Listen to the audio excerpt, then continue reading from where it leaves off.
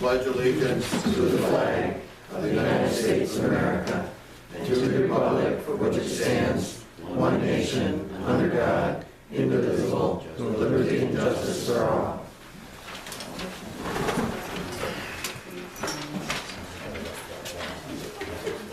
Any additions or corrections to the agenda?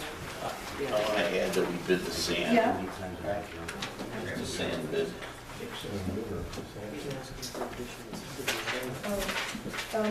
Madison Matters has a statement they'd like to make.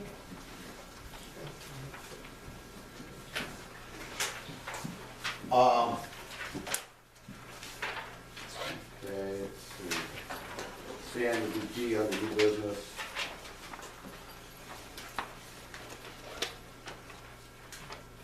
And you said Madison Matters has a statement they'd like to make? Yes, yes.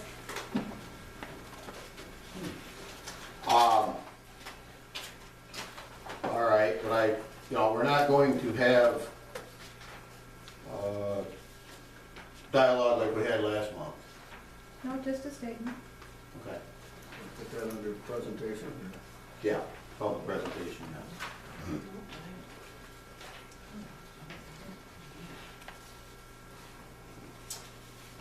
Okay, do I have a motion to approve the agenda as amended? So moved. Second? Second. All those in favor? Aye. Carried. Okay, the previous minutes. July 12th, 2012, 7:30 p.m. President Ronald Bono, Gregory Reuter, Bradley Dixon, Roger Williams, John Mancino, Stacy McLean, and 12 guests. Supervisor Bono opened the meeting at 7:30 p.m. with the Pledge of Allegiance. Greg Reuter made the motion the agenda be accepted. Brad Dixon seconded. All in favor, so moved. Minutes from the June 14th regular meeting and the June 28th special meeting were read by Tracy McLean. Both sets of minutes are accepted with a motion by Greg Reuter, seconded by Brad Dixon. All in favor, so moved. Reports were presented and reviewed by the board. Bills in the general account amount of $25,592.83. Bills in the highway account of $36,707.05 for a total of $62,299.88 were audited and approved for payment with a motion by Greg Reuter, seconded by Brad Dixon. All in favor, so moved. President Joe Cohen asked if the local law has yet been filed. Town clerk responds it has been sent to the state and the town will receive confirmation when it has been filed with them. He also states he feels the board has not been dealing with Madison Matters Group in a fair manner and he believes that the board has been meeting with EDP outside of the public meetings. All board members present agree and state that they have not held any meetings or even spoken to EDP outside of public hearings. The board agrees that they are doing their best. They have no intentions of being unfair to any group of people. President Ryan Blackmore asked the town board if hydrofracking and gas well drilling will be discussed with the moratorium issues. He also feels there is no landowner representation on the moratorium board of 7. Supervisor Bono states the moratorium is just in regard to windmills, so that the end result can be accomplished within a year-long time frame. Charlie Bostic would like to see a land use plan for development designed to help preserve land that we currently have. Supervisor Bono informs the board that the town stackers will not be on Pole Street this year. Highway Superintendent Curley has stated that another truck and a man would be needed if the town took on additional roads. Councilman Jim Lundgren has met with the town of Orleans on their 90% grant that funded their solar panels and also a copy of their noise ordinance. We will pass these out at the next meeting for board review. Supervisor Bono has talked with Attorney Getman. He is not in favor of creating a noise ordinance. It is not as easy to police or enforce. Ron would also like to begin working on the rules of decorum. We'll wait to set up a workshop date when all the boards are present. President John Mancino states that the antiquers are concerned with the cost of tent inspections that will take place for the antique show in Beltsville in August. After discussion, Brad Dixon made a motion to advertise for a meeting on Thursday at 11 a.m. with Code Enforcement Officer Jeff Warden. Greg Reuter seconded. All in favor, so moved. As the amount of the donation for the bus for one day was incorrect, Greg Reuter made a motion that it be changed. The town donate $409 to the Antique Association for the one-day bus rental. Brad Dixon seconded the motion. All in favor, so moved. Supervisor Bono reminds everyone that Community Day will be held on July 22nd. A new tenant at Madison Marketplace is Olympia Sports. Madison County Fair opens today and has been expanding each year. In 2011, there were 400 exhibitors. In 2012, there are 1,200 exhibits. Greg Ruder makes mention that Diane Van Slyke does a great job at the fair and represents the town very well at this event. Supervisor Bono presented the following resolutions to the board for their consideration. 1232, to increase budget line 81010.4, town board contractual expense, to $73.84 for town representation to Pennsylvania trip. Brad Dixon made a motion to adopt the resolution. Greg Ruder seconded. Roll call vote, 3 votes yes. 1233, to authorize Supervisor Bono to move monies in the amount of $466.90 from Aquatic Growth Money Market into the general fund checking account to cover July bills. Greg Ruder made a motion to adopt the resolution. Brad Dixon seconded. Roll call vote, 3 votes yes. 1234, to decrease budget line A9901.9 interfund transfer account for budget modification and resolution. 1232, Brad Dixon made a motion to adopt the resolution. Greg Ruder seconded. Roll call vote, 3 votes yes. 1235, to authorize Supervisor Bono to move monies in the amount of $62,300 from Berkshire Money Market into the general fund checking account to cover July bills. Greg Ruder made a motion to adopt the resolution. Brad Dixon seconded. Roll call vote, 3 votes yes. 1236, to accept the standard workday schedule for state retirement system. Greg Ruder made a motion to adopt the resolution. Brad Dixon seconded. Roll call vote, 3 votes yes. 8:55 p.m., Brad Dixon made the motion to enter into executive session to discuss personnel. Greg Ruder seconded. At 9:05, Brad Dixon made the motion to end executive session. Brad Dixon seconded. All in favor, so moved. 9:05 p.m., Greg Ruder made the motion to adjourn the meeting. Brad Dixon seconded. Respectfully submitted. Jason McLean, Town Clerk. Are there any corrections? I have a motion to approve the minutes is read. So moved. Second. Second. Motion made and seconded. All those in favor signify by saying aye. Aye. Aye. Carried. Correspondence, we have a letter in our packet that we'll talk about later. Public presentation. Madison Matters, want to make a statement? Yes, thank you. I'm Nancy Ries from Senator's House, and I'm reading this on behalf of Madison Matters. Thank you for your time. This statement is often offered on behalf of all of Madison Matters. The town has passed a moratorium law, not the law the public reviewed and overwhelmingly supported, but a moratorium nonetheless. The Wind Advisory Committee since then has met only once. 2 members of the planning board have resigned or may be resigning. The town has less than a year to revise and pass regulations governing wind facilities. We all know that this town needs a basic land use plan. The town apparently has a comprehensive plan that has never been adopted. Public input into the preparation of that plan was virtually non-existent. This town needs a noise ordinance. This town needs to consider the pros and cons of permitting hydrofracking within its borders. This town needs to be protected from the predations of outside carpetbaggers. It appears that initiatives stop cold in their tracks when they reach this town board. Sharing of information, open government, and transparency in the decision-making process are lacking. What this town needs more than anything else are government officials who are committed to responsible, unbiased, open, participatory governance. There is an appearance of backroom dealings that must stop. Information has been deliberately withheld from the community. This too must stop. Madison Matters is here to stay because Madison does matter to us, and we're watching closely to see whether the town board is prepared to work with and on behalf of the entire and diverse community that comprises the town of Madison. If not, then you can be replaced in future elections. Let's try to open a new page going forward. We seek answers to the following questions for the record tonight.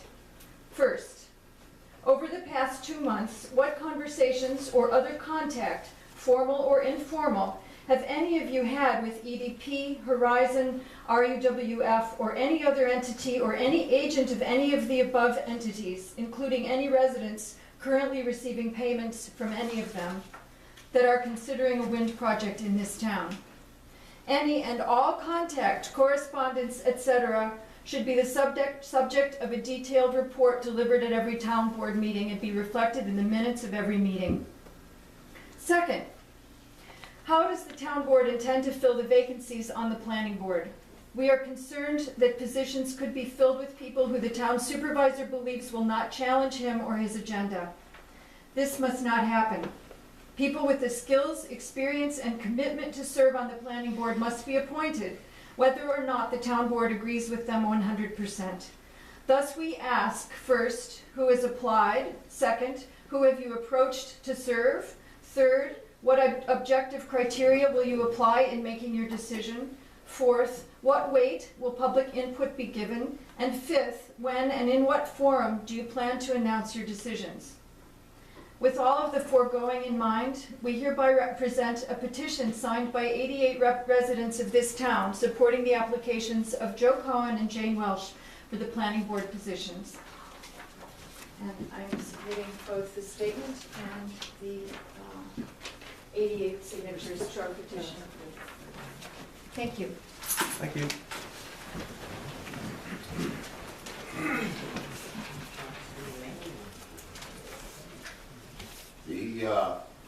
We have not received any letters of resignation, but I do know that Paul has his house for sale, so nothing's been made official. So, when the time comes, we have letters, we will advertise, interview, and appoint someone. Okay, we move on to reports. The first question? Pardon? Concerning contact with EDP, Horizon, RUWF, or any of their agents? We had this discussion last month. I haven't talked to anybody. I haven't seen anybody, Emails? Telephone calls? no. I've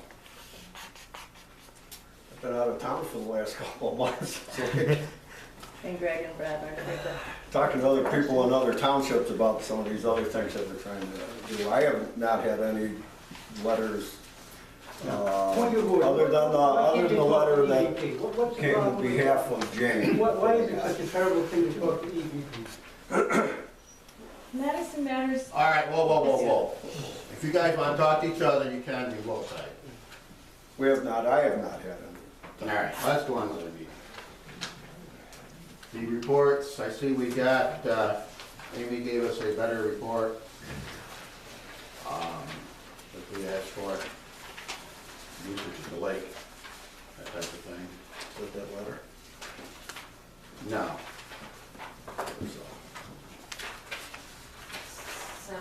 Well, yeah, she does have a letter. Handwritten, and there's four pages there. 5 pages, it's the calendars.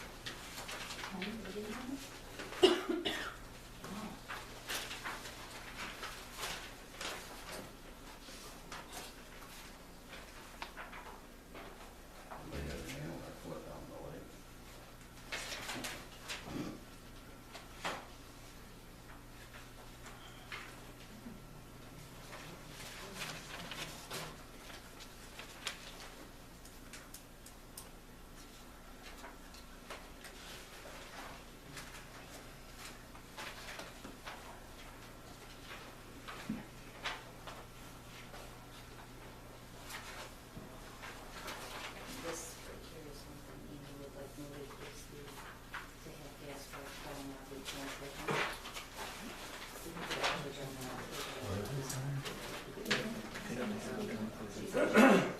She hoped that you guys read the letter. I didn't notice that. I don't know, how we could do that and not have problems. Yeah, I was just thinking that maybe it would be better off to have the kind that you have at campgrounds, campsites. Charcoal. The charcoal. And we've got a couple, Roy fixed up a couple of them last year that were rotted out. And people do use those. Oh, we do have some there? Yeah. But, You know, you go down there and people do use them. You think in this day and age, everybody wants gas and, but, charcoal, I have seen you live down there. As far as to go with some gas, I don't know how we would, That was just a suggestion Yeah. made by someone, that Yeah. she wanted you to note that. I don't know how we could really do something like I know. that without That'd it. be the kind of thing somebody would pick up and. Yeah, and if people gotta bring their own propane, they'll bring their grill, really.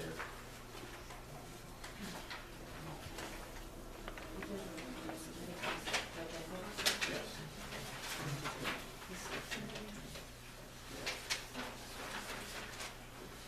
Actually, those charcoal grills,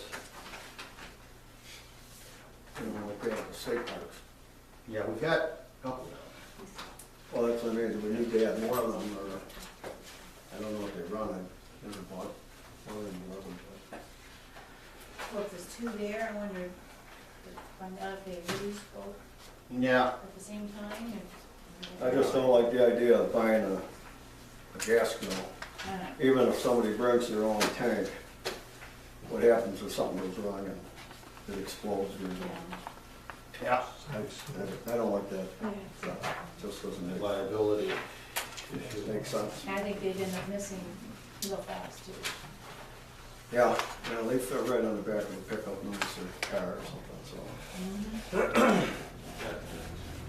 The, last Tuesday, Jeff, I had him in on his day off to meet, he went to Wattsville, I believe, to meet with the sheriff's department and health officials and all that, to go over what the country jam, how things went there and all that type of thing. I wasn't available to go that day, so, we went, I haven't been in touch with him since then to see how it went, but he's been right out there plugging away. Say it was a lot.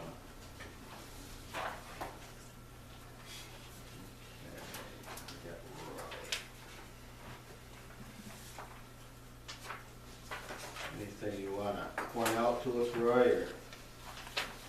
We got, Tinker Hollow Pug Mill, got the blacktop down on it, and Abbott Road, we got the first application of stone on it, which has got to set up hard. And now we're pretty much working on Lay Road, Brookview, and we're gonna do Fredericks Road. We're putting shoulders on and repairing any bad spots that are in the road, and then they'll chip seal, double chip seal. How come the one guy, or one of the guys that complained on Tinker Hollow, you made a mess in front of his barn?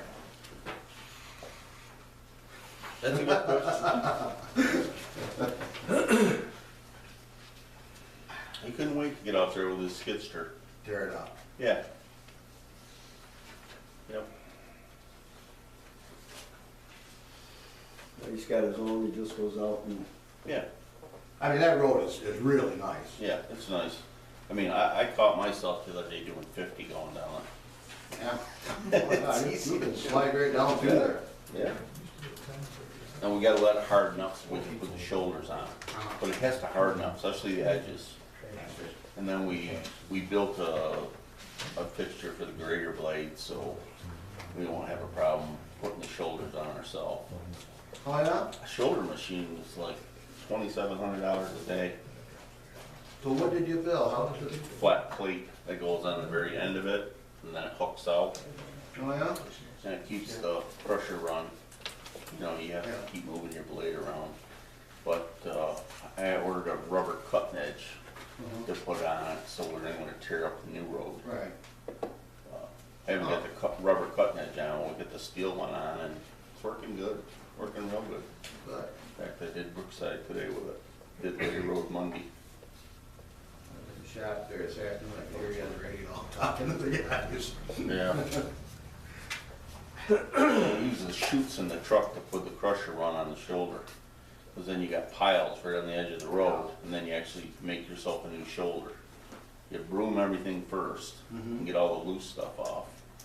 Then you get on through the grader and make sure you got, it's a little bit lower.